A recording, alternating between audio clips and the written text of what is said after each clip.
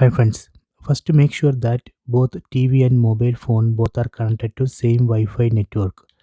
Here I have connected this TV to Wi-Fi network named BSNL 1. So here in the left side you can see this mobile phone also connected to same Wi-Fi network BSNL 1. After that in TV, go to settings, then select system, then select cast. So here we need to select always. Select always here. Then in mobile phone, open Google Play Store, then install Google Home app. I already installed Google Home app. Let me open it.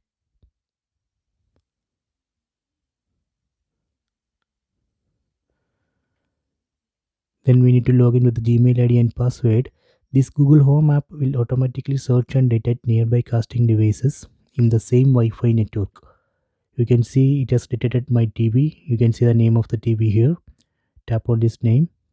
Then tap on cast my screen here. Then tap on cast screen. Then tap on start now. See, it's working. So if you want to switch display to full screen, we can enable screen rotation on mobile phone, then just rotate the phone. So that way we can switch display to full screen. So if you want to stop this mirroring, again go to Google Home app, then tap on stop mirroring. See, disconnected. Okay, so please try it.